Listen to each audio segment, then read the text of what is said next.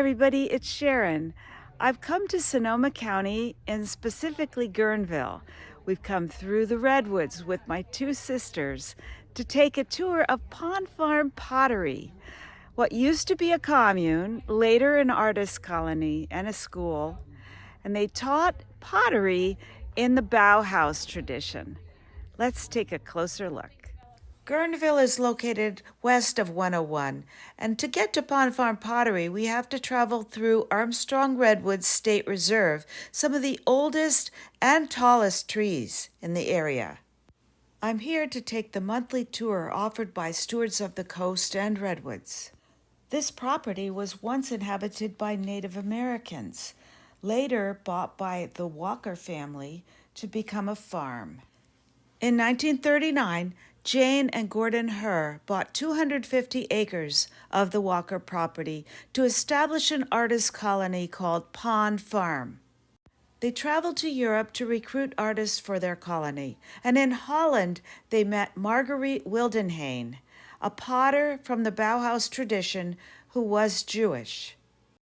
As early as 1919, she had studied in Weimar, Germany with Walter Gropius and the Bauhaus, and she was the first woman to be named a master potter.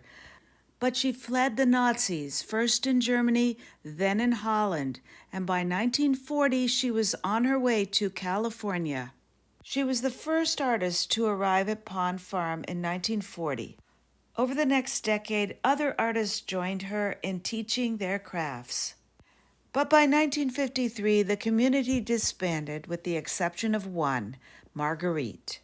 Over the next 30 years, Marguerite would teach pottery here in the Bauhaus tradition. 25 students for 9 weeks, all day in the summer. Along the way, much discussion about inspiration and how to put yourself into your work. Each student sits at their own kick wheel, much like this picture of Marguerite at her kick wheel, and proceeds from the easiest vessel to the more difficult vessels. And Marguerite would say, a millimeter makes a difference. During our tour, we're treated to a demonstration by one of Marguerite's former students, now a potter himself. We watched the process, kicking the wheel, creating the pot. Marguerite taught until 1980 and died in 1985. Her pots are now worth thousands of dollars. And Pond Farm is listed in the National Trust for Historic Preservation. Thanks for joining me today. Catch you later. Bye.